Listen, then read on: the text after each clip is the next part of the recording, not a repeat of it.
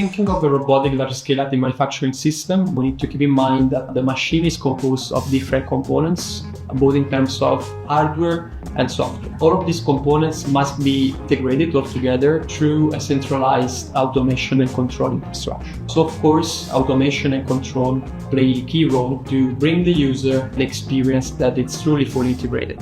The main hardware components that are needed to build a large-scale additive manufacturing robotic system are of course the robot that is enabling the motion of the machine, the extruder and the 3D printer that are the hardware that enable the robot to be used as a 3D printer. Of course, there is a software that is the main user interface to which the user programming the system in an easy and assisted way, and the automation architecture that it's taking care automating the whole thing. There are many technological approaches to integrate an industrial robot.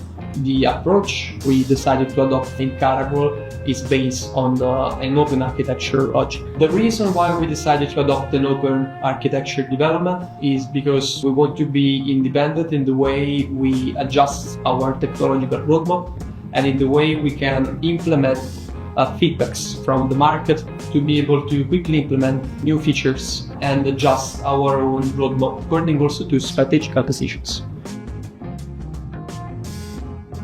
This development, it's a truly fully integrated system that brings to the users big value because they have just one provider as a reference point of contact that is collecting all their needs at different levels, from system integration, system development, to materials, to software requests.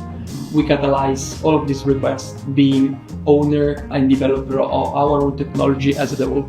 So being owner of our own technology at the whole level and part of the technology also allow us to technology transfer all our know-how to our partners in a very straightforward way. Furthermore, being owner of the different parts of the technology allow us to transfer this infrastructure to new processes. And this is exactly the approach we adopted when we started the integration and the development of our metal systems.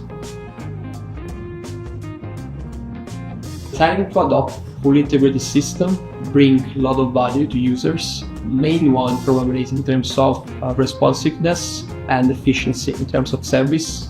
As well allow us to bring close relationship with customers and co-design and develop custom feature implementation and custom technological implementation. In terms of customer service and customer support, we can be very reactive, reducing downtime.